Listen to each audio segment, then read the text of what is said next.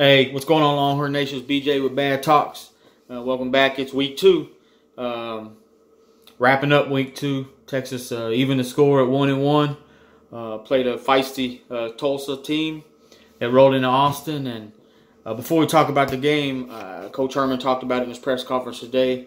Obviously, I'm in Tennessee, so I wasn't there live. But just looking at all the pictures on Twitter and stuff like that, Bevo Boulevard was rocking. Chris Del Conte, the new athletic director, he really got the fan atmosphere going. And he opened it up kind of like Baylor does, or maybe a lot of other colleges do in the country, but first come, first serve for students.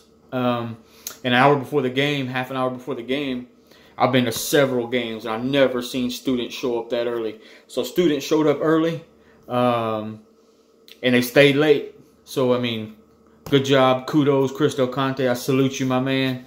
That's exactly what you wanted. It was pretty cool before the game started, before Texas ran out, should I say Bevo ran out of the smoke. And when he did his little buck thing or whatever, that was pretty cool. If we can get him to do that every week, man, that was really cool to see Bevo come to the smoke. Then, of course, when the Longhorns took the field, man, they started fast. They deferred the coin toss. And defense, Caden Stearns, true freshman, interception on the first play of the game. The defensive lineman, not a great rush, but got the quarterback to scramble out right. He tried to throw it deep. The receiver had a couple steps on Caden Stearns, but I think he knew what he was doing. And he took that pick, got 1 foot in. What I liked about that pick is when he hit the ground, everybody on the sideline kind of dogpiled him on the sideline. Man, that shows the love they had for this freshman. Second play of the game on offense, we got the ball. First play we ran, but the second play we threw it right down to, right over the hash marks to little Jordan Humphrey. Sam put it right on the dot, got tackled at the 2-yard line. But that's probably one of his prettiest throws I've seen in a long time. That kid fired it in there, and little Jordan Humphrey, as we know, is a big guy, big dude, and he snagged it out the air. Then Sam did a little zone read to walk in the end zone to make it 7-0. Hey, first half, Texas 21-0 at half. That's kind of what we expected as Texas fans. We all know Texas ain't going to light the scoreboard up just because, as I said last week, the offense isn't very complex. I mean, if it works, it works. But when Texas went to tempo, started with tempo, man, we were up and down the field, 3 touchdowns like it was nothing. One thing that frustrated me throughout the game on offense is when Texas would hurry to the line of scrimmage, but then do a check with me at the coach and then get a play call. I understand you got to get the right play, but Coach Herman said how smart Sam is and how he can read defenses and how he can get us checked into the right play. Let the young man check us. Let's get to the line. Young man check the defense, get us in a play right or wrong, and let's roll with it. Let's get in a rhythm. We slowed down our rhythm by doing that. But first half, I was pretty impressed with our offense. And defense, man, I thought they came to play. Yeah, we gave up some third downs. We gave up a couple fourth downs. We let them back in the game. But my best stat of the night was Tulsa had, as we know, Tulsa runs the Baylor offense, and they throw all over the field. Well, Tulsa only had 164 yards passing the whole game. And 104 of that came in the fourth quarter. And 48 yards of that 104 was on one pass play in the fourth quarter. So, oh, by the way, Texas' 2 safeties were true freshmen. And we had redshirt freshmen out there. And some sophomores. So we had youth out there playing DBs, playing defensive backs. They did well. The disappointment for me on defense was linebackers again. Not impressed whatsoever with these linebackers. Gary Johnson's fast, and he gets to the ball, but it's nothing like an elite linebacker. And we do miss Malik Jefferson now. I hate to say it, but we do. We miss Malik. My most disappointing player on defense is Roach. That kid does not hustle whatsoever. Watch the video. Video don't lie. It's nothing against the guy. I loved Roach before the season. I thought he was going to be a straight-up baller. But when there was a couple plays when they do a jet sweep or they would toss it right or toss it left, the kid literally loafed to the play. Jogged behind the runner like, oh, I can't catch him. And then the guy would cut back right in front of him and he'd miss the tackle. Unbelievable. So I have to think Tom Orlando's going to see that on film and get some of these young linebackers in there. I know we have one injured, but he'll be back this week. We got to get a little more speed in there. And then Anthony Wheeler got hurt. You know, he got poked in the eye. But linebackers played not well. Not in my eyes. I wanted to say okay, but that's not the case. I didn't think the linebackers played very well at all. Defensive line's not getting a rush, not getting a push whatsoever. And we had all this talk before the season of how Bregan Hager and Amenahu and Nelson, all these guys are going to get to the quarterback, and they're men out there, and they looked the part. I said that last week. They looked the part. But goodness, they're not getting any pass rush on this quarterback. The defense has a little swag to them, though. I give them that. Thompson, man, this kid was flying around too. Yeah, he made he got, turned around a couple times, but I thought he played well too. What helped Texas is Tulsa doesn't have a field goal kicker. I mean, these guys missed 3 field goals, 2 or 3 field goals. I believe 3 field goals. Sorry, guys, I had to pause it real quick. My phone was dying, so I had to charge it. Sorry about that. I only do one take. This is first take, man. This is all I do. Moving over to the offense, man, again, the offensive line played okay. They did well. I mean, he doesn't look very good, young 3-star recruit. But, man, he's out there blocking. I give him his props. I like Anderson, Vahe. These guys are playing well. My favorite part of the team right now is the running backs. Obviously, Ingram had that 1 touchdown run, 33-yard touchdown run, and he made himself small as backs went to hit him. He made himself small, bounced on the outside, and got in the end zone. Man, that was a pretty run. We haven't seen that in a long time in Texas. And this Trey Watson kid from Cal, he's got some speed. What I like about Trey Watson, he can hit the middle, and he can bounce outside and get the first down for us, man. I really, really like our running backs.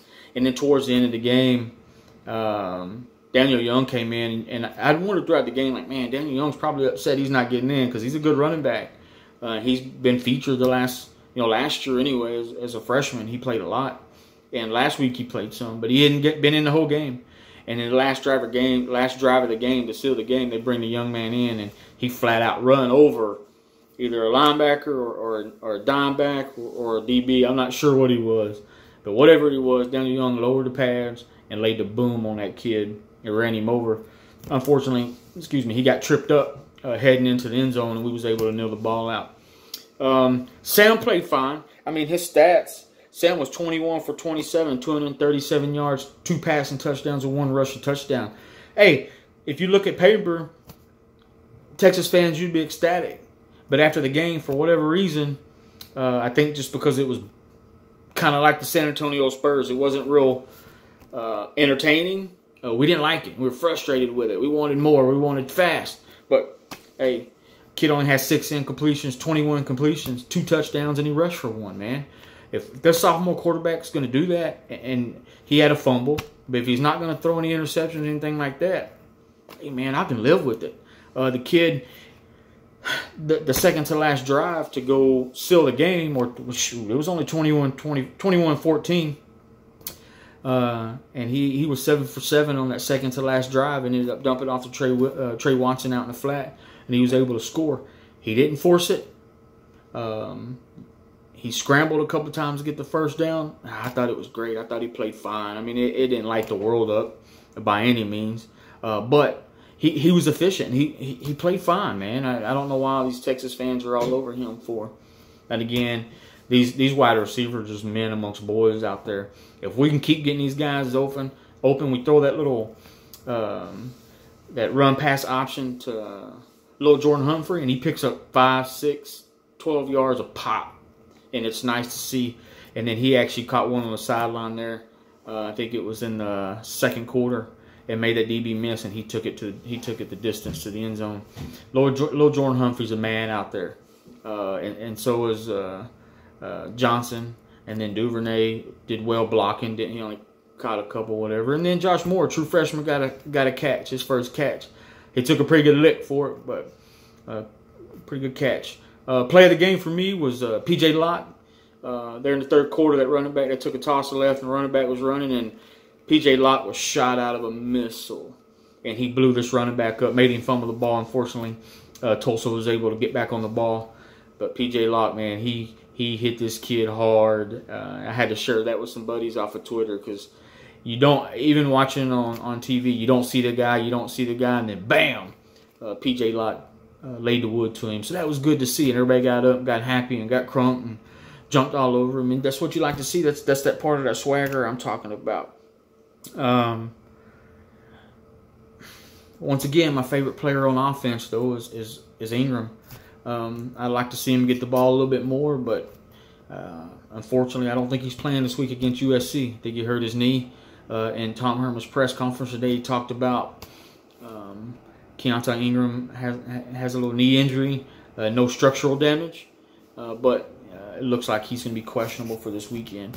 So it looks like it's going to be up to Trey Watson and Daniel Young at running backs. But these two could get it done. I mean, they're solid running backs. They got some skins on the wall, so they can play football. So I think we'll be all right. You know, you heard me bring up USC. I'm already at 11 minutes, but you heard me bring up USC. Hey, they come into town. Man, let's hope these fans bring it on Bevo Boulevard, get good and liquored up before they get in the game. Get in there early, get this place rocking. I mean, it's USC coming to town. Granted, they're a young team. They're not the USC everybody's used to. They lost to Stanford last week, which doesn't fare well for Texas. Texas is coming off a win, a tough win to a lesser opponent, and USC's defense played pretty solid. I think they lost 17-3 or whatever it was. That's what it was when I went to bed anyway. You know, those Pac-12 games I can't stay up too late for. Against a good Stanford team. They got a dang good running back in Love. And he may be the Heisman winner this year. Definitely a Heisman candidate. So for Stanford. So they got this USC coming in. They didn't lose a whole lot on defense. They did lose their quarterback, top 5 pick in the draft. They lost a very, very good running back. But, hey, Texas is going to have to bring it. For some reason, under Tom Herman's tenure, even at Houston, they play way up to the challenge, i.e. Florida State, Oklahoma, while they're at Houston and beat those teams. But then when they lose to Connecticut. So for whatever reason, when it comes to big-time games, Tom Herman can get on the play. Texas went out to USC last year and should have won that football game. And Sam got the ball stripped on the goal line, and it cost us the game. I fully expect Texas to come out and play well, play hard. Fans should be rowdy this weekend. If they're not rowdy, then Texas only know what we're trying to do. But I think we'll be fine. It's hard for me to predict a victory this weekend just because it is USC and Texas just doesn't look that good. But, hey, guys, we could be 0-2. We'll take a 1-1 at this point. Let's pray. Let's hope that it's 2-1 after this week because we got TCU come rolling in. Then we head out to Kansas State, and then we're back for Oklahoma. Maybe very easily, if we lose this one, very easily could be 1-5 after Oklahoma, and that would not be good for Tom Herman and these Texas Longhorns. But for some reason we can salvage this thing, beat USC. We can get, we'll talk about TCU next week. We won't even worry about that. Hey, Longhorn Nation, my second video. I always do one take, first take. If I mess it up, hey, that's life. I'm human. I appreciate everything. Do a thumbs up if you like the video. Thumbs down if you don't. I like all honesty.